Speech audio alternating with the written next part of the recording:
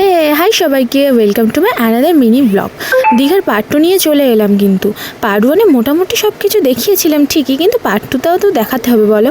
এরপর তো 3, 4 সব আসছে, দেখতে থাকো কিন্তু।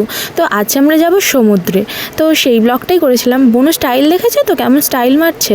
এখানে আমি, মাসি, মেশো 3জন মিলে রেডি হয়ে নিচ্ছিলাম। তো রেডি হয়ে চল সমুদ্রে চলে যাই। এত রোদ কি আর বলবো, টাওয়াল গামছা সব নিয়েছিলাম, কিন্তু তাও ট্যান আমাকে রক্ষা করতে মানে ওইগুলো দিয়ে ট্যানকে আমি আটকাতে পারলাম না আর কি। তো এখানে এরা হাঁটা চলার ভিডিও নিচ্ছিল আর আমি একটু ঢং করছিলাম, তো সেটাই তোমরা দেখো। আর ঢংটা ছেড়ে ভিড়টা আর আকাশের লুকটা জাস্ট দেখো। ভিড়টা দেখে কি বলবে জানি না, কিন্তু আকাশটা থেকে কিন্তু প্রেমে পড়ে যাবে, তাই না বলো? পড়ছো তো প্রেমে? হ্যাঁ, আমিও পড়েছিলাম, দারুণ একেবারে। তো তারপরে এখানে প্রচুর রোদ আর লোকজনকে ঠেলে ঠুলে আমরাও চলে গেলাম ওই সে ভিড়ের মাঝে। যেতে হবে তো বলো, সবাই যাচ্ছে আর আমরা কি দাঁড়িয়ে থাকবো? আর এখানে একটু ফটো সেশন হলো, তারপরে চলে গেলাম।